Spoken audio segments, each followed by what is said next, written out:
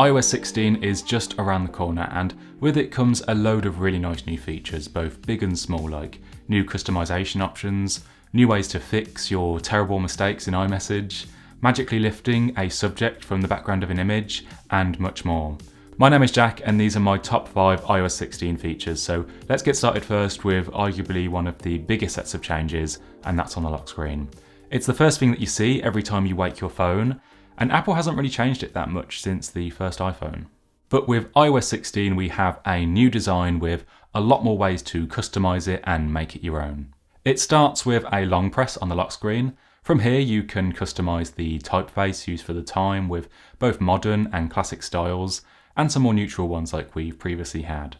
You can now choose a colour too. There's some presets already, or you can dial in an exact hex code to match or better stand out from your wallpaper, which is pretty nice.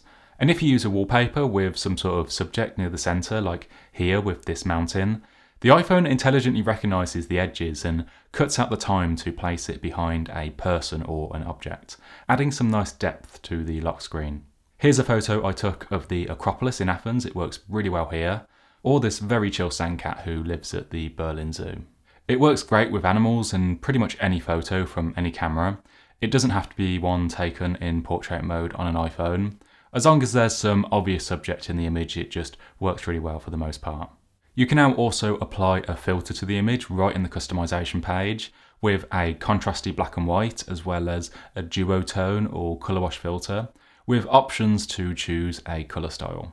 But probably my favourite new feature here is the new widgets for displaying glanceable information on the lock screen, taking a lot of cues from the complications on Apple Watch faces.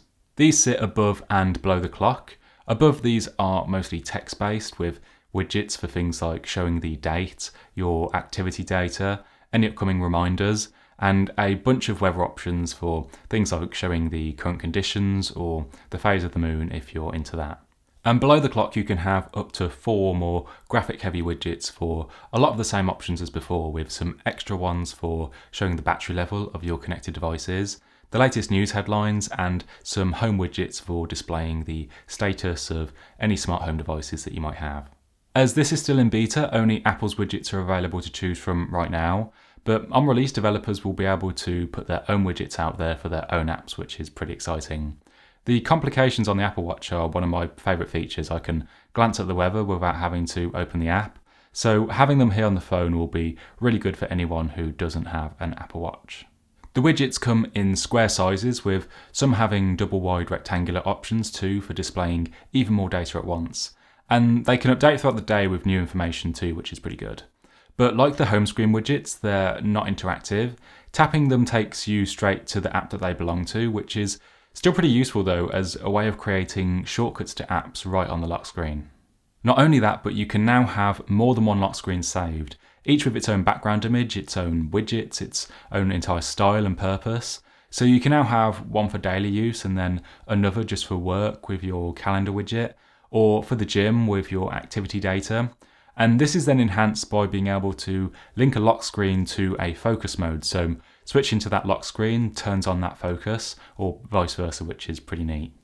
But if you don't feel like going through all of that to build your lock screen, Apple does have a gallery full of pre-made ones to choose from, with some really nice new 3D ones like this one of the Earth showing the current daylight from the sun, and it has this really nice animation as you swipe up to get to the home screen. There's also this full screen weather one with beautiful animations showing the current conditions. Well, maybe if you live somewhere where it isn't always raining and cloudy. And there's these really fun emoji ones where you can customize them with whatever emojis you want to use. There really are just so many options for making the lock screen your own now. And I am kind of surprised actually, because Apple isn't really known for giving users that many options for customizing things, so it's good to see. Also worth a mention is notifications now roll in from the bottom of the lock screen instead of the top, which takes a minute to get used to, but it makes it a lot easier to reach now, especially on larger screen iPhones like the Max. The same goes for the media controls too, and we get this cool visualizer in the corner and these big tiles for album art, which I really like. But I can't for the life of me find the volume slider anymore. I hope they haven't removed it. I mean, I know you can use the buttons on the side, but the slider was good for making smaller adjustments. If it is still there and I've just missed it, then yeah, please comment below and let me know. Apple is also introducing live activities, which are basically notifications that can update with new information instead of having to send a whole new separate pop-up. So if you're following a sports game, you can track the scores live, or you can see your Uber pickup progress in real time without having to open the Uber app, or just see how you're doing on your workout. These won't be in iOS 16, instead they'll be added in a future update, but I'm really looking forward to seeing how developers use these in their apps. Next up is iMessage, and if you've ever sent anyone an awkward text thanks to a bad autocorrect, I'm pretty sure we've all been there, then you'll appreciate the new features that we have here. Not only can you edit a message after you've sent it, you can also just unsend it and delete it from the conversation entirely. To edit a message, tap and hold to bring up the menu, hit edit and fix your mistake, however disgraceful it may be. The person you're talking to will be able to see that the message has been edited, and they can also see the edit history too if they tap show edit, so yeah, do be aware of that. Once you've sent a message, there is a 15-minute window that you're allowed to edit and change it in, and you can only edit a message a total of 5 times before the option disappears. To unsend a message, tap and hold to bring up the menu again, and tap unsend, and it disappears with a pop. Once again, there is a 2-minute window that you're allowed to unsend in. And these limits were added during the beta testing, and there's a chance that they could still be changed and tweaked before release, but I think that it's good to have them as a way to stop people from abusing them and going back to old conversations and changing things. These features only work with other iMessage users, they won't work with SMS green texts, and they will also only work with other users of iOS 16. You still get the option for editing and unsending, but if you use them for messages sent to pre-iOS 16 devices, they won't actually get edited or unsent. Instead, another message gets sent saying what the edit is or that you've tried to remove it. And another really small but very much needed feature is the ability to mark a conversation as unread. So many times I've opened a message and then just not had time to respond, and I've gone off to do something else, and then I've just forgot to respond to my friend and felt bad. But now you can swipe across a thread to mark it as unread so that you see it later. This is just something that you see on your end though, it doesn't affect read receipts if you have those turned on. The other person will still see that you read the message even if you mark it as unread. This next feature I think people are going to have a lot of fun with. Now when you touch and hold on the subject in an image, your iPhone intelligently recognises the subject and this glowing outline starts to circle around it. Then you can use the share menu or copy and paste the cutout subject into another app, or simply just hold on an image and then drag it into another app like Messages or Notes using multitasking. And these cutouts retain their transparent backgrounds. The iPhone for the most part does a good job of it too. It can struggle with things like hair and sometimes the edges might be a little bit fuzzy. You could probably do a better job by painstakingly cutting it out yourself in Photoshop by hand, but on the iPhone this all takes place in just a second and it's good enough for quickly sending to your friends. It works with any obvious subject in the foreground, people or pets. Notice how it intelligently recognises the difference between our sandcat friend and the branch he's sitting on, and even objects too, like my Mini 3 drone here. And again, like the lock screen cutout with any photo from any camera, it doesn't have to be a portrait mode photo taken on an iPhone. It even works on images you find in Safari too, although it's not quite as obvious. But if you tap and hold and choose copy subject, it copies it to the clipboard. There's just no visual cue with the outline like in the Photos app. That's something I think they could add. The stock weather app has also had some pretty nice additions. Last year Apple added these widget-like modules for things like UV index, precipitation and humidity. And with iOS 16 these are now tappable so you can see the wind forecast for the day. Great if you have a drone so you can plan when to go out. And you can swipe through to see the forecast for the next 10 days, which is even better. The same goes for the 10-day forecast at the top. You can tap each one to jump straight to the forecast for that particular day, really nice. They've also added official notifications for severe weather warnings for things like heat waves and winter storms that you can configure to your current location or any of your saved ones.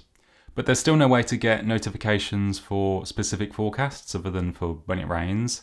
It'd be nice to get a UV index warning at the start of the day, for example, if it's forecast to go above a set level, just so you know when you need to be extra careful out in the sun and to use a high SPF if you burn easily like me.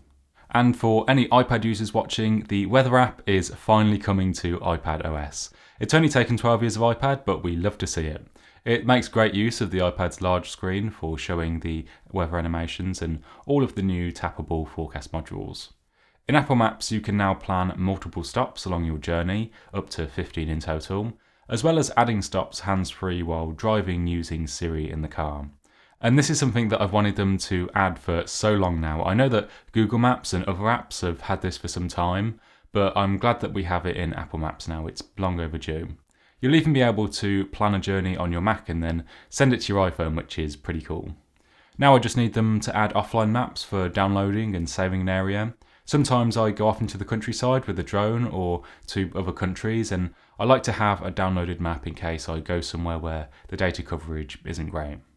Last year, Apple updated the cartography with these beautifully detailed 3D maps and landmarks in some select cities. And later this year, they'll be expanding it to even more cities in 11 more countries, which is great. So those have been my top 5 features for iOS 16. There's also a bunch of really great little features too, like the haptic feedback when typing on the keyboard. It's off by default, but you can turn it on in settings. The iPhone has some really satisfying feedback already throughout the OS, but it's nice to get some haptics when typing now. The option for showing the battery percentage has also returned to iPhones with a notch, except on the 12 and 13 mini, sorry you guys.